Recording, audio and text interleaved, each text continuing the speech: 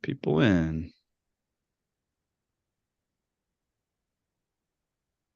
Hello, hello. Hi, everyone.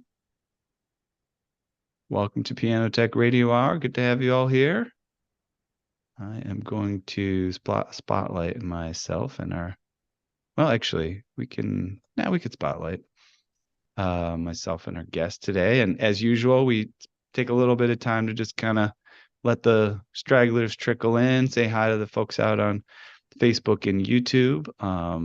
You can join us here in this Zoom call if you like. And I'll put a link as well as some other good links. I'll put this all into the chat on Facebook and YouTube. So let's hit that. And basically what I'm putting in right now is if you want to join us for today's session on Zoom, there's a link there to register. And then you just register there and you can hop on in with us and be a part of the conversation. And then in addition to that, I added some other links while I'm at it. One is we're having a masterclass upcoming, as we do every month, the third Thursday. Now, the next one is our final wrap up on Joe Jackson's masterclass series on pedals, trap work, back action, and dampers. There's a link there to join that. And then finally, if you want to subscribe to Piano Tech Radio Hour, which I'll mention the details there momentarily. And then I will go ahead and put that in that stuff in our Zoom chat in case anybody here wants those links and that information. You can check those out. Share the joining information with your friends. But yeah, looks like we're kind of settling in. We still got a couple folks hopping in, but it's maybe a good time to start launching into the introduction and get ourselves settled and get moving on this one today. So let me get my notes pulled up and we'll dive right in. Okay, so welcome to Piano Tech Radio Hour. We gather here every Saturday to meet with and learn from the most fascinating and knowledgeable folks in the piano world, including manufacturers, rebuilders, musicians, makers of other instruments, and of course, piano techs. Our mutual goal is to become better at our craft, to help each other, and to create an ever more musical world together. Piano Tech Radio Hour is brought to you by Piano Technicians Masterclasses, an online learning resource that brings you cutting-edge instruction from piano industry masters without leaving your home. You can find out more at pianotechniciansmasterclass.com.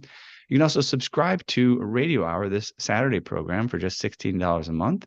You get direct access to our sessions on Saturday, as well as, which is a private Zoom call, as well as our archival recordings of over 180 episodes in our member area. You can join Piano Tech Radio Hour for just $16 a month, again at bit.ly/join PTRH. A little dyslexic today. That's a bit.ly/join PTRH. And I will now launch into an introduction of our guest who's been patiently waiting while I do our intro material.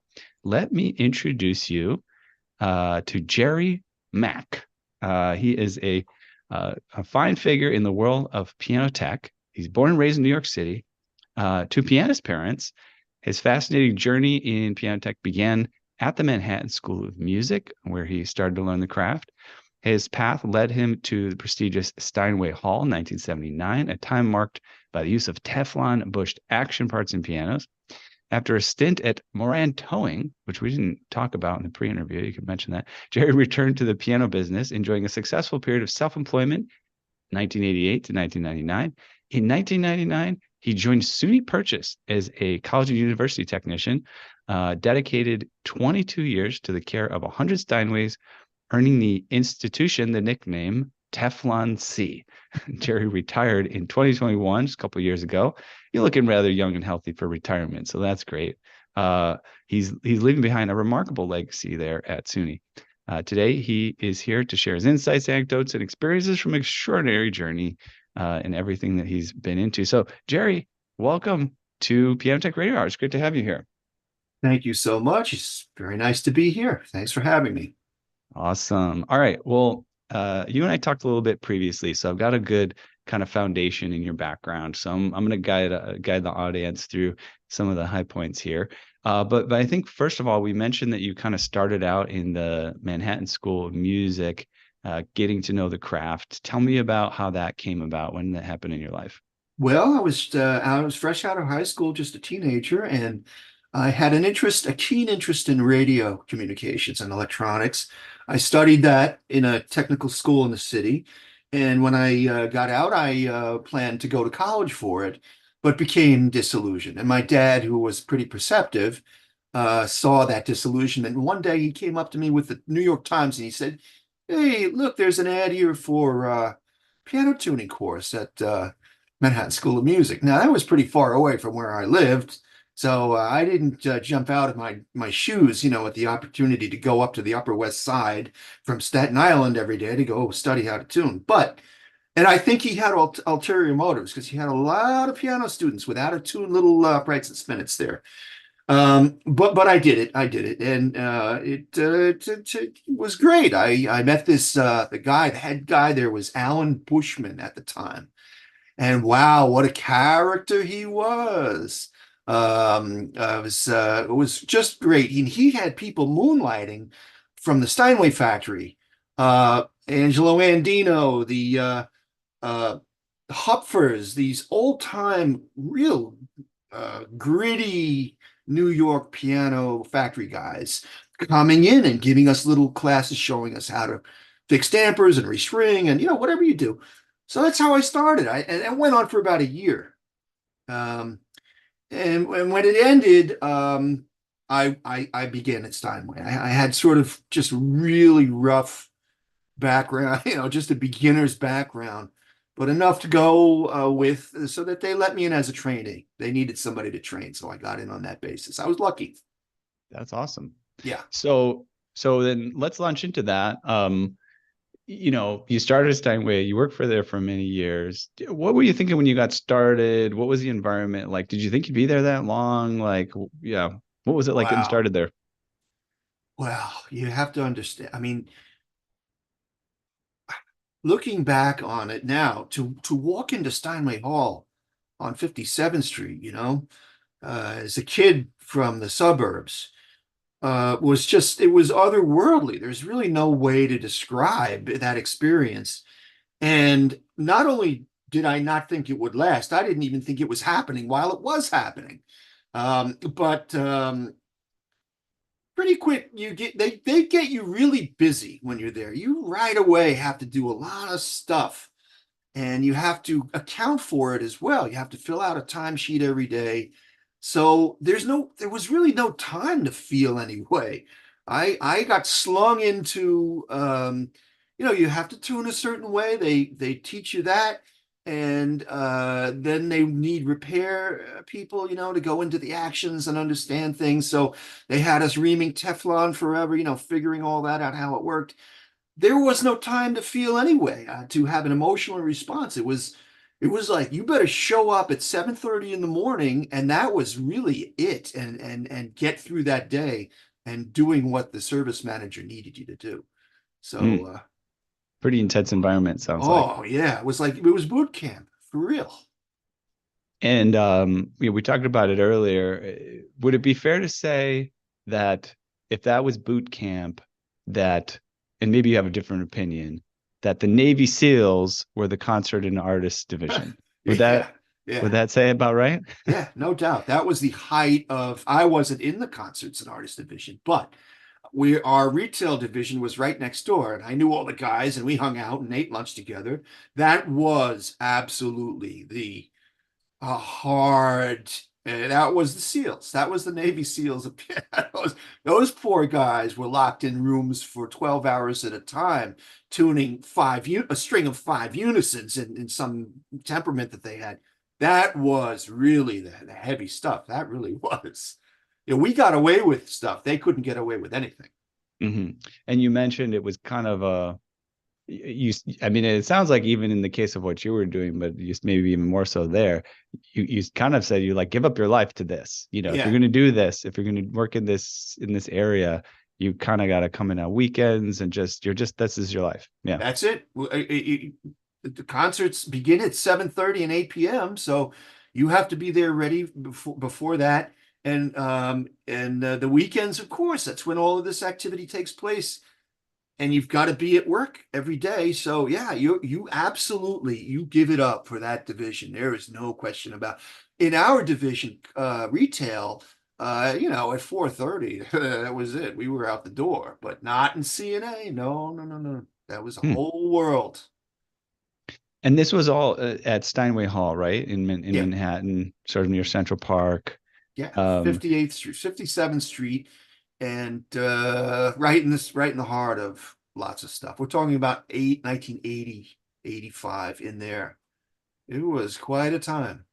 yeah. Now, when we were talking earlier, you mentioned like a backpack full of tools, and this is of course something that you and I are both familiar with because we both lived in New York as a piano technician. Most piano technicians, they can carry pretty much everything in the kitchen sink with them around in their Yeah, Sprinter van or something like that. But as a yeah, tech in New York, you got your backpack and you're running around on the subways everywhere. yeah.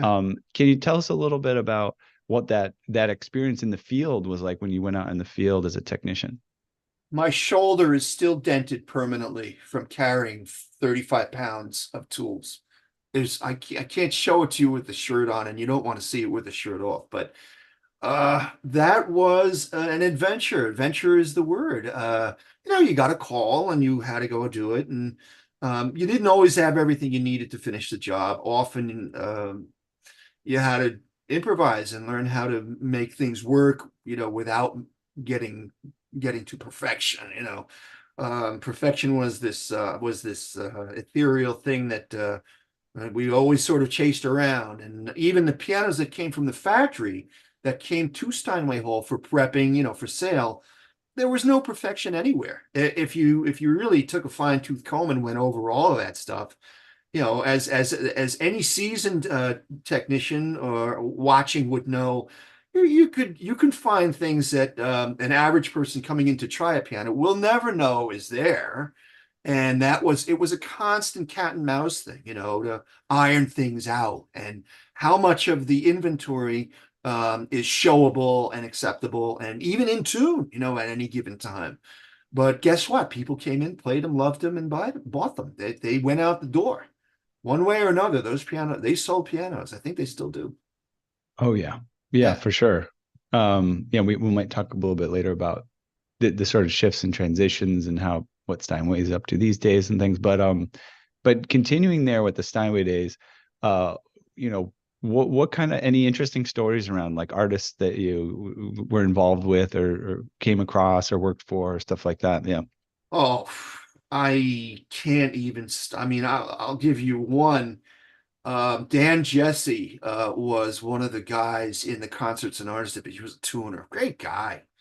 I think he was from Chicago originally, and a woman came in. Some of the guys out there might remember the name Rosalind Turek, and she was this wonderful pianist, from I don't know where she was from, but she came in to try one of the pianos. Dan had just tuned it, and he decided that he was going to play it a little bit, and he's just noodling around on it. He just tuned it, and he had little chops, he's playing away there, and she came in and exploded. I heard somebody screaming, and Dan came running out, and I said, and this woman was like 4'5", and I saw her head running around.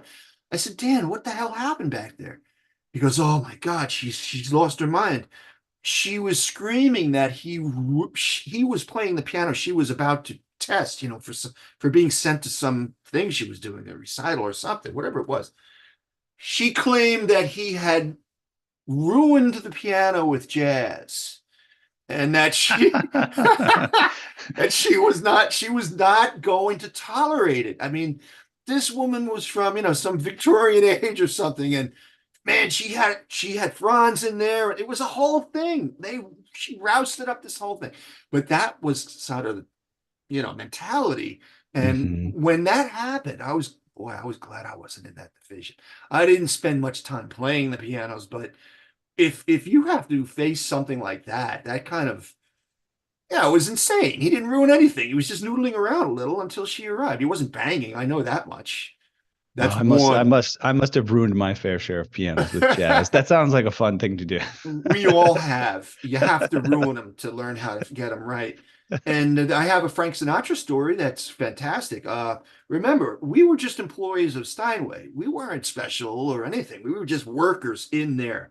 And one day I was in the basement where we had a bunch of repairs, laying around, retail stuff and preps and whatnot. And I'm laying under the piano working on trap work, and I see the head of the service manager come down. This great guy, this ex-Marine, Anthony Fiacco, and he goes, "Jerry, you want to tune Frank Sinatra's piano?" Now, remember, I'm laying on the floor. I'm like 21, and he's upside down. I'm like, no, not really. I kind of didn't. He wasn't my hero, and I was busy doing other things. He goes, Mary Canary didn't come in. Mary Canary that was her job, but she didn't show up that day. And they had just delivered this new Model B to Frank Sinatra's suite at Suite 33A at the Waldorf Towers. I can remember. So I said, okay.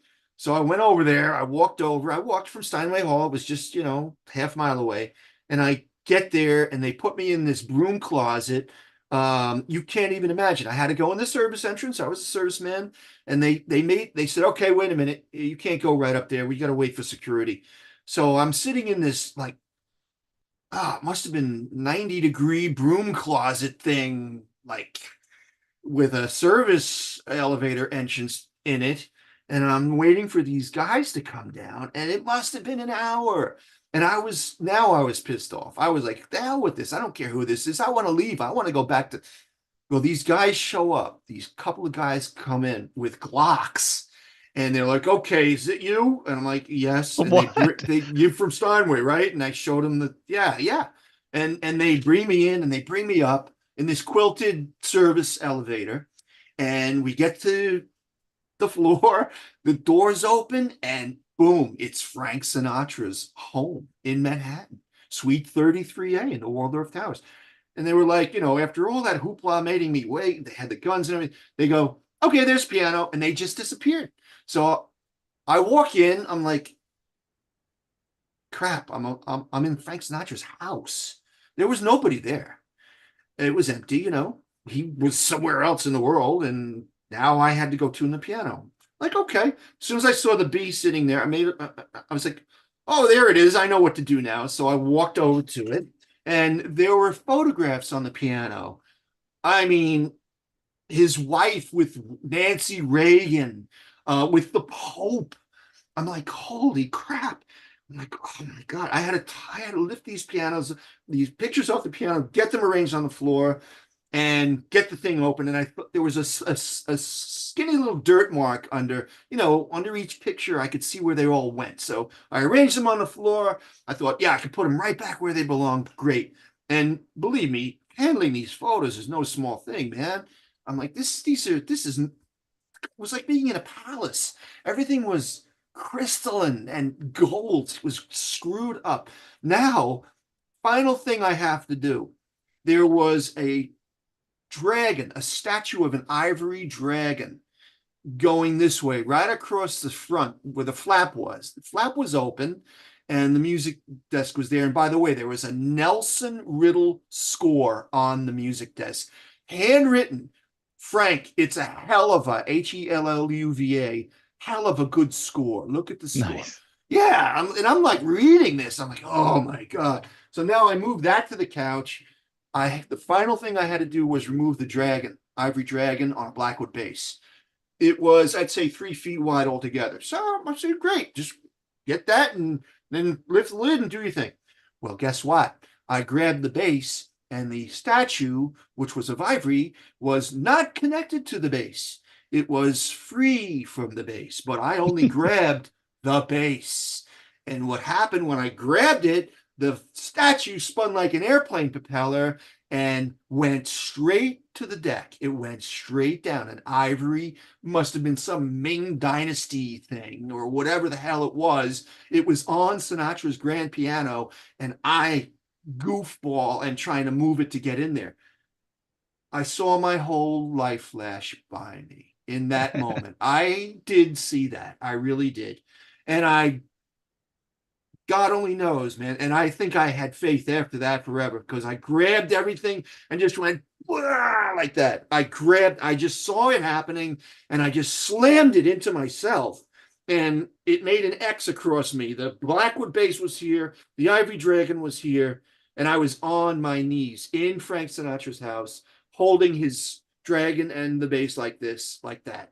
And it must have been, I don't know how long it was. It had to be 5 minutes at least that I did not budge, but nothing hit the ground. I carefully placed the statue. I understood then that it didn't. And I had that job. They used to send me once every 6 weeks to the Waldorf Towers. After that, thank goodness I didn't break it. I would have been dead. They would have put me in concrete. I don't know what would have happened to me if I busted that statue. But that's a cool story. And I got to meet his son-in-law, Bobby Marks. We had beers. He was married to Barbara Marx. She was the wife of Hmm. one of the Marx brothers. Mm-hmm. Now, this is a crazy story, and it's got all these stuff coming out of it. But it just goes to show you how rich the environment, the piano Right. business, and what Steinway was doing back then, with these stars and these big people and everything. But anyway, that was my funny Sinatra story. Nice. Yeah, Kevin Clem says, incredible story about tuning for Frank. Thank you for sharing. thank you. Awesome stuff. All right. We should probably talk about any of your experience with Franz more because he was there when you were there, right? Yeah, I absolutely. tell us about hanging out with him. What was he like? Beautiful. Just a Yeah. beautiful man. Sweet soul, dignified, funny. He loved to laugh. I was friends with his son Peter, and we got into some mischief together. There was a cold room in the back where all of the sort of atmospheric machinery was. We called it the cold room for some reason. And we used to go back there and we found ways to get in trouble. There were a bunch of pianos back there and it was fun stuff. Franz himself was as beautiful a man as you could imagine. He give you the shirt off his back. If you wanted to know something, how he did something, or he showed me, for instance, how to properly make a voicing tool, that was effective. And he said, yeah, if it breaks, you can fix it easily. You can use, and he showed me the preferred tuning hammers he liked to use. And, he was always he was very humble. You'd never know he was who he was. You'd never know it. If you met him on the street, you would definitely not know it. Hmm. Um, I didn't work for him, thankfully, because like I said, that was the heavy stuff. And I wasn't in concerts and artist division. I was in retail division. But yeah, saw him on a regular basis, had lunch often with him in a place called Pete's Shack that was located in the basement of Steinway Hall. Pete was one of the maintenance guys, and he had a little table down there. Lovely, lovely. He had a toaster. Franz Moore, special guy. Yeah. They don't make many I, of them. yeah. And that's such a special place these days now, of course, because they're no longer there. I mean, it literally doesn't exist anymore, I which don't is know crazy. how. I don't know how apparently the rotunda itself is a landmark, so it's still there. Oh, it is. But Okay. yeah, apparently, yeah, but it's the entranceway to these high-rise towers, Mhm. where folks live way up in these needle scrapers. And Yeah. that's okay too. At least they left the rotunda, but the hall was magnificent. Apparently the new one, I haven't been to the new one. Apparently it's great too. So Yeah. Yeah. I've yeah. been down to that basement. It's definitely got a lot of magic and mystery. You've been to the Um, new Steinway Hall? no, I don't think I have been to I don't know if I've been to the new Steinway Hall. That's a good question. But I have been to the old one. Yeah. And been in the Great. basement and stuff. Yeah, for sure. Wow, that's cool. Um, what about, what about Steinway? Can you share anything as maybe we'll probably touch back upon it if it comes up, but anything about your experience at Steinway that influenced your approach to kind of piano technology long term? Like, how do you think about uh, things now based on how you got started there? Well, everything I ever did was influenced by what they taught me, and I learned that the engineering of the instrument and the structure, and that simplest is best, and using and it's in a way a minimalist approach as far as it goes.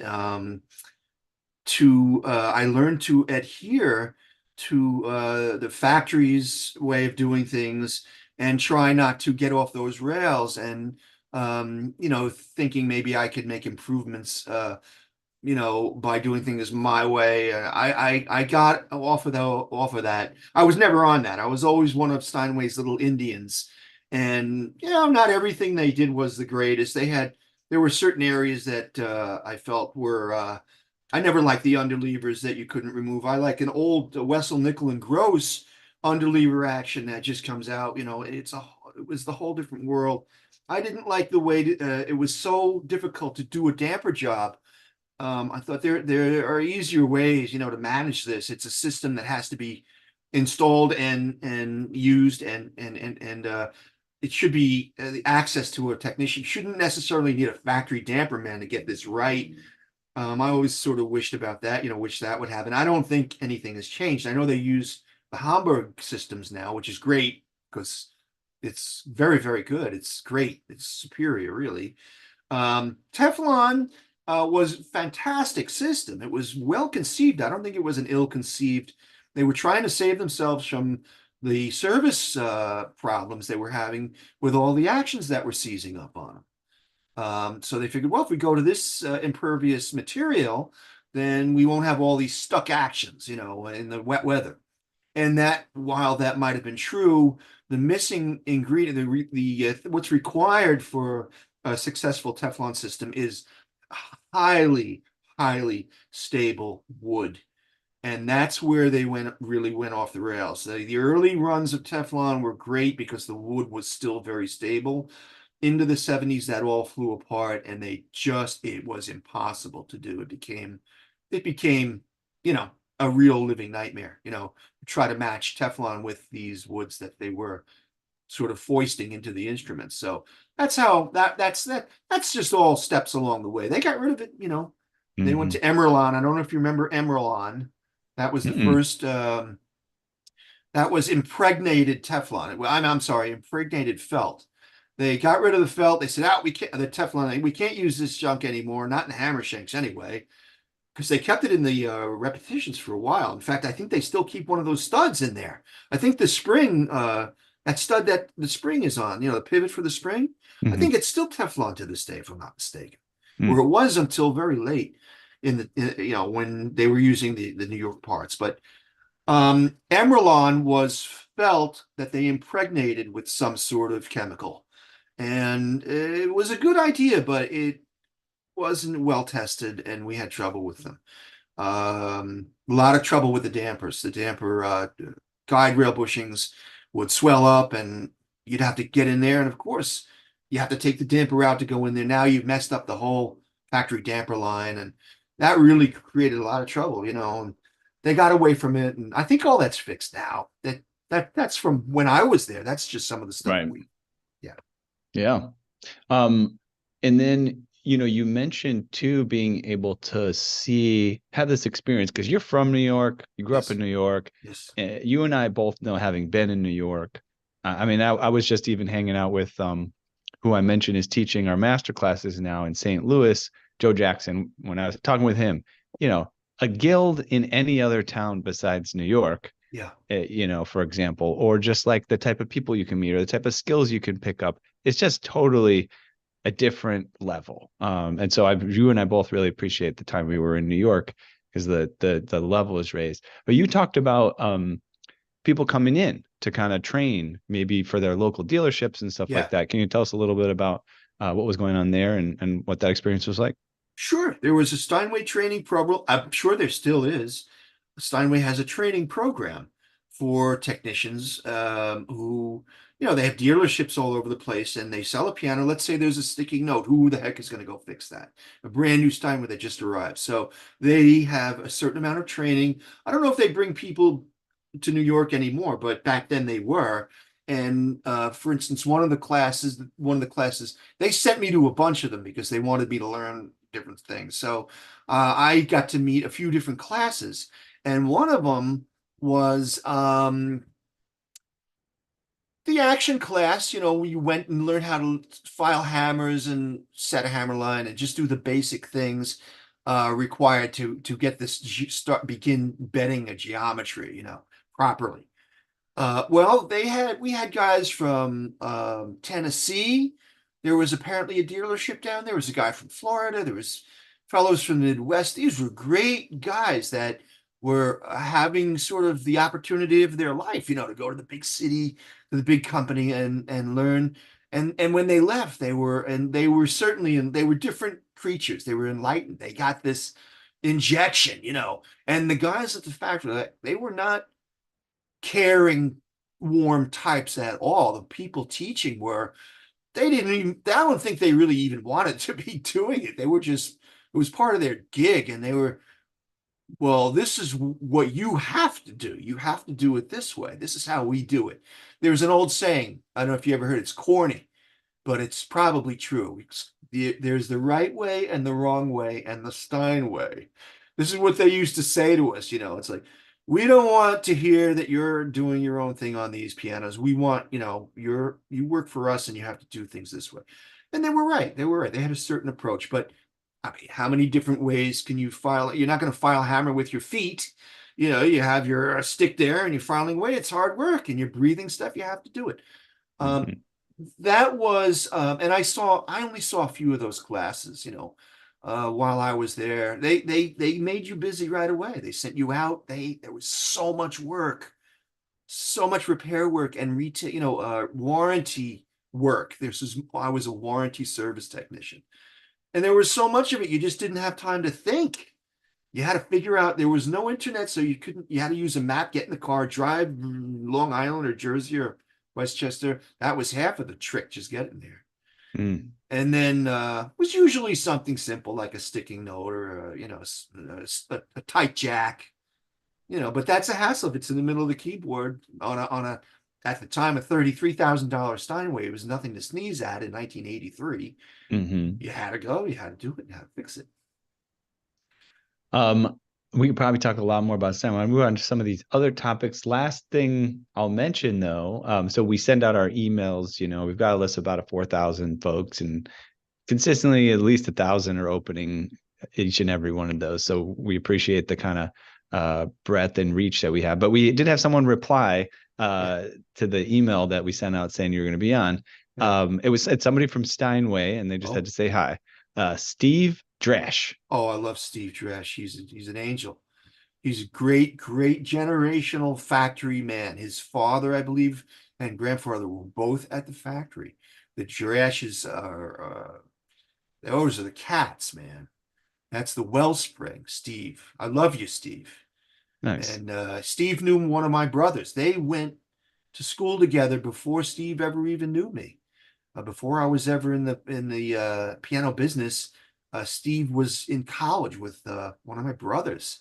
And that's in New York. It's a small, small world.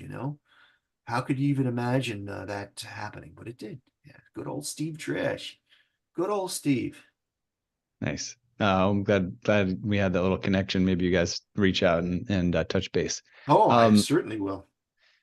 so yeah, let's talk about, so you were at Steinway for a while, but that's not your whole career. You worked independently. You ended up at Purchase College. Yes. Um, yeah, tell us about that transition and getting started there and taking on that responsibility. Well, when I left Steinway, I had a little repair shop, just as we do. We bring pianos in and do whatever's necessary. And I really enjoyed that for the time I did it. I really did. Because people really appreciate it, and they have an heirloom or something they really love, an instrument in the house. And it wasn't all Steinways; it was plenty of everything. And there's a lot of great stuff out there and to work on. I was told early on that you'll be turning work away, and all of us are. We were always turning work away. There was that much of it. Um, Eventually, one of the people I ran into along the way, Fred Griffin, he was a hornist, and he had work in mostly commercial work in Manhattan. He worked in, his wife was in the New York Philharmonic, and he had a lot of Broadway gigs and stuff like that. So one day I was at his house, and he sort of out the shot of his mouth, "Hey, Jerry," and this guy went on to raise cattle when he left the business. So he's from farmland, and he has a broad experience of all this different stuff.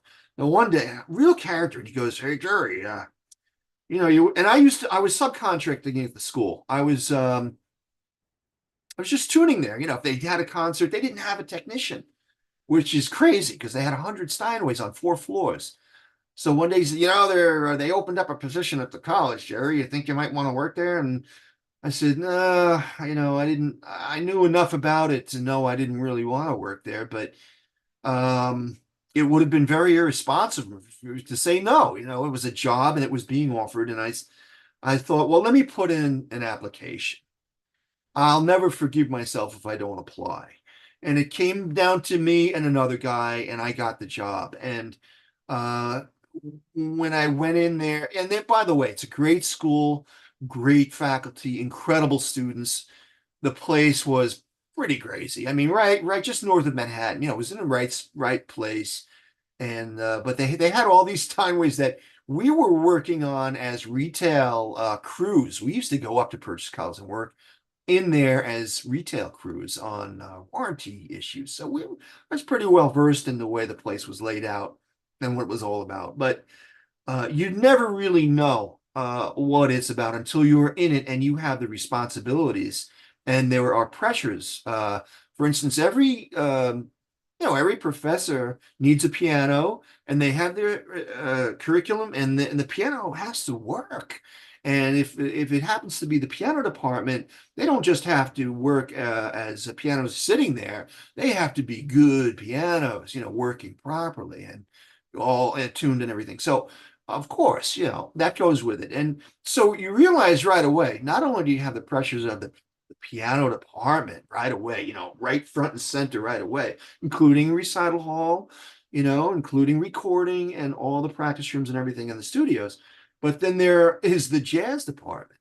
And there are all the recording studios. Then there's general music, that every one of them had a piano.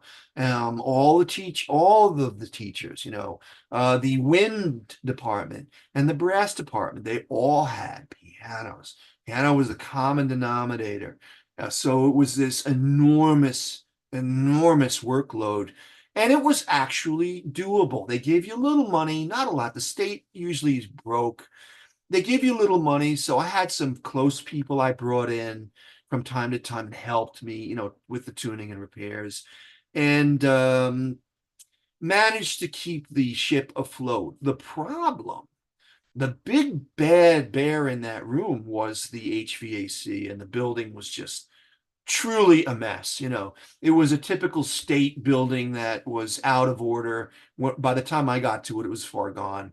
So that was hard, man. I'm not going to say it was easy at all. It was really hard because you have to throw out any notion of, artism. I want to be an artistic, I have an artistic approach and I love these instruments and I want them to be wonderful for everybody.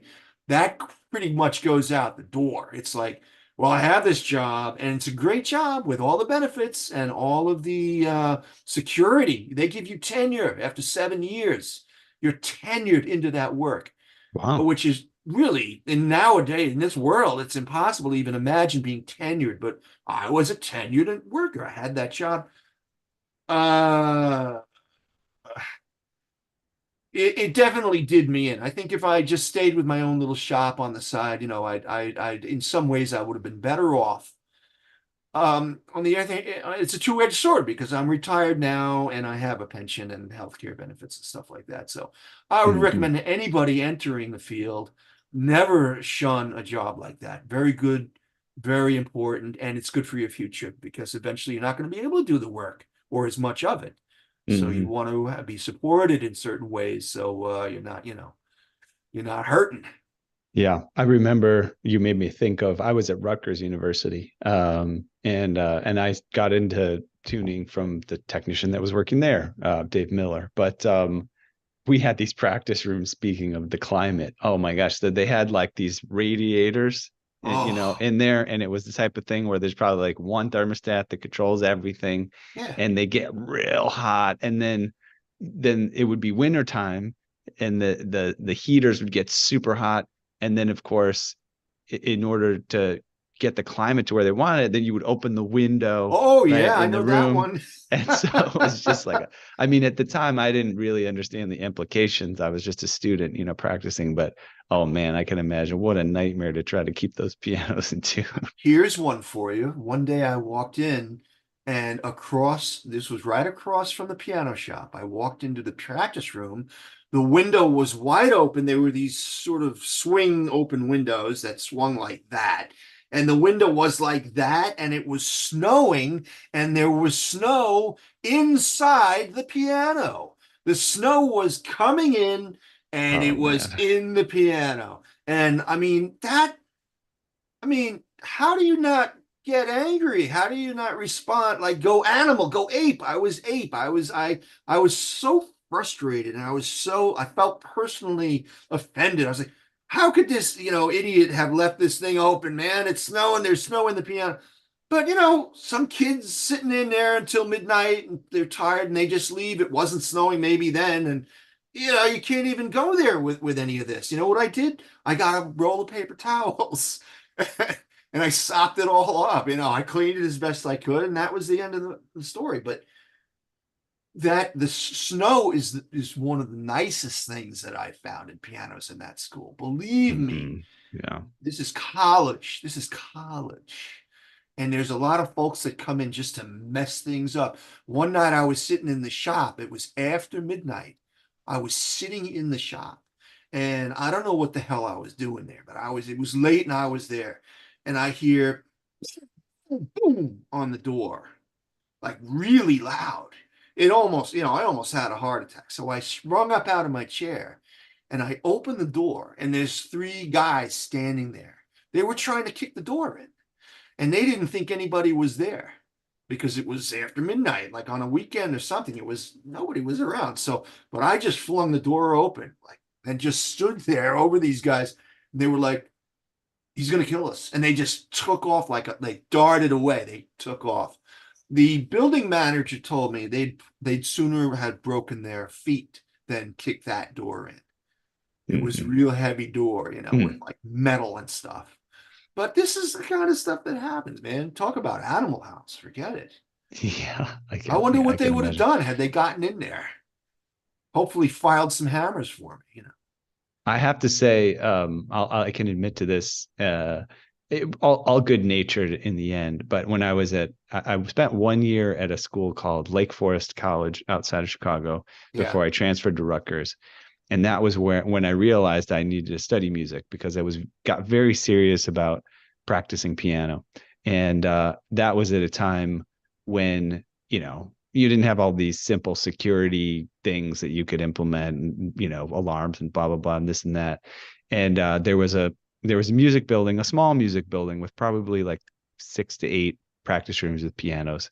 Yeah. And I would sneak in there in the night just to practice, just because Yeah. I wanted to It's practice. nice. I would fall asleep on the bench or on the floor or whatever. It was just a romantic, like, I'm this passionate about jazz, you Yeah. know. Yeah. Yeah. Yeah. And you had a place to go. Yeah, yeah. But yeah, that reminded me of that. Um, I want to just give people a sense of the breadth of what you're into. We might touch back on some other things that we were up to, but you've done some composing and stuff. Sure. Uh, Tell us a little bit about how you got into that and what kind of stuff you were doing. Strictly love of music and sound. I ran into a guy in one of these studios I was working at on the piano, was doing the tuning and stuff. And we were noodling around together. And he said, "Hey, man," he goes, "that's some pretty good stuff. What do you do?" I said, "Nothing. I'm a piano tuner. I don't do anything." He goes, "Well, you have a gig once in a while, you throw a band together." But he said, "Did you ever think of writing music?" I said, "Well, I've written some stuff, and he heard it and wasn't impressed. This is in time.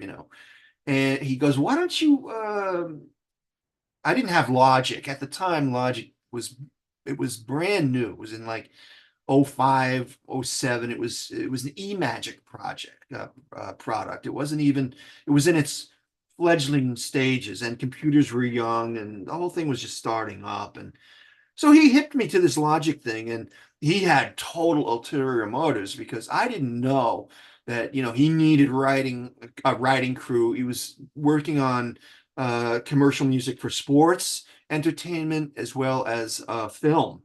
And there's a lot of pressure in that business. And, I think in a way, I was an easy mark. And so he was like, why don't you, get with this? And I did. I got into it and I started doing it. And they were very unimpressive. What they would do is send us a soundtrack, and he'd say, well, okay, they'd pick out certain pieces on the track and say, listen to these pieces, and we want you to send change the key, change the hook, and send it back. See, that's like the little test they give you. They want to see what you can hear, what you can pick up on, and if you can work the logic device to make that happen, the computer. And I did it. I just went in, I punched in my stuff and said, great, you could do it. Let's do it. So I started writing. And the problem in that world is, which is not really a problem if you're really good at it, is the revisions. They say, yeah, man, that's exactly what we're looking at, except, and then they tell you what you have to change. And you may have spent 6 or 8 hours working on this initial project, and they need revisions, and those revisions might take another 4 hours. So now you got 10 hours in, and you haven't seen cent one. There's no money, not until you see residuals. So I started thinking, well, heck, I can go out and tune and be back home in 3 hours and get money for that. What am I doing here? It wasn't even the tuning aspect of it. After a while, I was bored with the music. I was bored with commercial music. It just didn't do anything for me. Um, and the process is arduous. It takes a lot of hours. It consumes you. You have to really be that. You have to do that. And bless his heart, he asked me to come into it, and I did do that, and I could go into it anytime, but I'm not that person. I'm not that kind of, the people doing that work are really well suited to it. I was not. I I got in and out pretty quick, and it was a good experience. Well, I would recommend it to anyone who they would accept in. I don't know who can stay with it. He didn't even stay with it. He does sound for Amex now. He does these Mhm. corporate sound setups, setting up the rigs. He's got all the mics and everything, the mixing platform. But that's all I had. I But you said tried it. you can still get some checks in the mail, yeah? Yeah, yeah, that's nice. I still get from BMI and ASCAP. I'm not ASCAP. I'm a BMI guy, and I have to pay tax on this stuff. I still have to claim that, on RRS day. But that's cool. That's a good thing. And I know if I ever really wanted to commit to it, I could do it. Hmm. Yeah, Yeah, that's cool. Thanks for yeah, sharing. yeah, Yeah, I feel like I did, it's funny because early on, when I was out of college and just finishing and also doing some of my first tuning stuff, I got excited about writing music and licensing it and things like that. And I didn't write it commissioned music, I think like you did, but I did where I would just write music and then submit it to a licensing agency, and then maybe they would try to place it on like programs or something. And it's yes, funny because I got really excited about the concept of, oh, you can copyright your music and maybe you can make some money from it. Da, da, da. And so I got serious and copyrighted a bunch of stuff and submitted it. But then I didn't know, there was no checks. There was none of this. And I was like, oh, this is all just a racket, it's just trying yeah, to get me excited about it, blah, blah, blah. that's right. And so I stopped copywriting it and stopped submitting stuff. Well, it was like 2 years later, I started getting checks Wow. after I lost the enthusiasm about it and the sort of diligence about all of Yeah, it. And I was like, oh, well, this actually does work. yeah, It's just, hit or miss on the that's particular track. The more you submit, the more chance you have, all that stuff. But incredible. You did it. You did do it. Plus, you're a piano guy. You can make money. yeah, yeah, Yeah. I regret not knowing to take it more seriously in terms of just really just copyright stuff and submitting it, that kind of thing.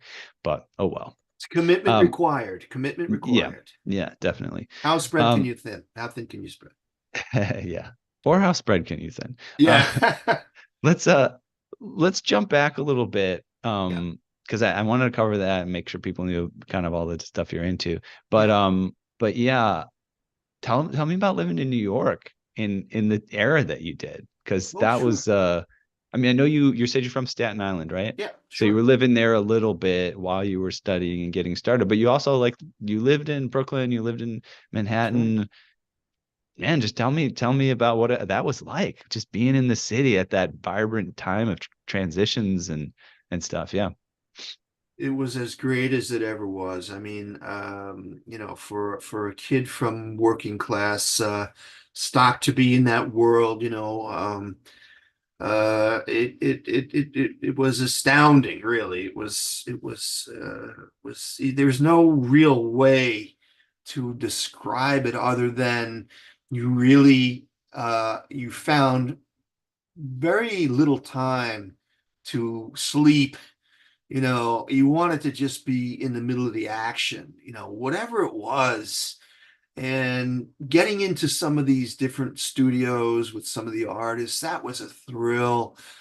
Getting into, if you, for instance, back then, I'm sure it's not that way anymore, but back then, the village, Greenwich Village was absolutely on fire all night, every night. It never slept. And whatever you were interested in, music wise, whether it was jazz or blues or country or classical, everything was on fire. It was always there all the time. So there was that, there was that part of it. Plus, there was a separation always, which is still there. If you didn't really have money, you had to find out a way to get in, get into this stuff from the side door, and thankfully, as tuners, we had a hook, we had a way in. As I think I mentioned, we worked. Got a job working at They the say if you Village want Gate. to if you want to get in someplace, you just carry a clipboard or a ladder, and that's it. Well, I worked next to Studio 54 and I got to know Wow. those guys and I didn't even want to go in there. I was not interested in disco. I worked at the Village Gate, which was a very famous club, and I liked being there. I liked just being in there, like looking around. When I got in, I'd be like, wow, this is it. This is the gate. And that was back, it was 40 years ago. Hmm. That's way gone. I'm sadder about the Village Gate having been closed than I am about Steinway Hall having been closed Mm. because they reopened a lovely Steinway Hall that's magnificent, and the Village Gate that just died and stayed dead. So, all of that went on, being down there and being so there was the club scene, there were crazy people, how much of that do you look for? None, but it comes to you anyway. You have to confront it, and you end up dealing with it on some level, usually. But great, I see it all as I would never have imagined growing up any other way. I was in my teenage and early 20s when that was taking place. It was a good time. It grew old quickly, and when I left the city 30 years ago. And I was glad to get the hell out, believe me. Then I was glad to get out. Now I can't even imagine. People call me to work down there. I won't go. I won't go. They charge you $15 just to drive your car into the city. It's like, what am I made of money? I mean, what am I gonna do? You get me a helicopter. Maybe I'll do gigs down there. I don't want to go there anymore. There's Yeah. nothing for me. It was great then, but not now. Yeah, I hear that. Um, what kind of artists did you enjoy over at the Village Gate? Well, I love the Latin jazz, and I worked at this thing called Salsa Meets Jazz. It was a specific thing, and it was bands from the Bronx. Bronx was salsa, Latin music was made in Puerto Rico and the Bronx. Those were the two big factories for it. And they had a place to play every Monday night. What they did was they'd bring in a soloist from the jazz world in New York who was touring and visiting town. So the salsa band would play, their Latin stuff. It's all in clave heavy and way too loud, but they would do their thing and they would have I mean, I'm talking about the top cats. McCoy Tyner was there. Just anybody you can imagine. Sonny Rollins, jazz giants would Yeah, come I'm in looking and at the Wikipedia page for the Village Gate here. It mentions the salsa meets jazz. Salsa Meets Yeah. Jazz series is Village Gate, seminal part of the history of New York Latin music. In Yeah. 1977, WRVR Jazz and Latin music DJ and jazz musician, Congo drummer Roger Dawson created and hosted a weekly event, brought top Latin bands together with guest soloists. Dawson named the event Salsa Meets Jazz. Stunny Stitt with Eddie Palmieri, Dexter Gordon with Machito, Dizzy Gillespie with Tito Puente, James Moody, Wynton Marsalis, Bobby Yeah. Hutcherson, Dave Fathead Newman, Slide Hampton, and Pharoah Sanders, to name a few, Yeah. all jumped into jam with the best salsa bands of all time. Wow. Yeah. Yeah. It was unbelievable. There was no other way. You just stood there in awe at what was right there in front of you. That was every Monday. I had it for about, I don't know, 5 or 6 years. I did that. And wow. Whew, great, just great. And that was one of the fun things I like to remember. Yeah. That's Yeah. great. Yeah. Yeah. I think I often reflect on these kind of seminal periods of music, Yeah. for someone nowadays who's listening back to it, it sounds familiar. It sounds like music, right? Because it's influenced everything that came after it. But to Yeah. be there in the Yeah. moment where Yeah. people are creating a new kind of music, right? Yeah. That's going to be part of history. That feels, that feels incredible, I'm sure. Yeah, Can't even imagine. I sometimes you have to pinch yourself, How did it even happen? I was lucky. that's There's an really old cool. Russian expression. Two things get you through life: good health and good luck. And I had good luck. Thankfully, back then I stepped into through some right doors, and boy, that was, yeah, yeah. Very cool. Well, we're about to the end of the hour, and that's probably a good kind of note to wrap things up on. So, you know, I ran into you, basically through the business here in New York Yes. and things like that. So I thought, this guy sounds really interesting. Want to have a chat with him. So I really appreciate you jumping on here and being a good sport and talking with us. It's been really Oh, fun. thank you. Yeah, and yeah, you're not here to promote anything, so I don't know if there's any links to share or any. I don't No, know. no, not at all. Not at all. I just like to thank you and encourage anyone into the piano business, which is a beautiful business, and it'll take care of you really well, and you can really find your spot in that world and create a world for yourself there. That's all. That's my blurb. Awesome. All right. Yeah. Well, we have reached the end of another musical journey here at Piano Tech Radio Hour. Thanks to Jerry for joining us today. As always, we're brought to you by Piano Technicians Master Classes. This is cutting edge instruction for piano industry masters without leaving your home. For those of you that joined us today by signing up for this session individually, you can make your life more convenient. You can subscribe to Piano Tech Radio Hour, just $16 a month.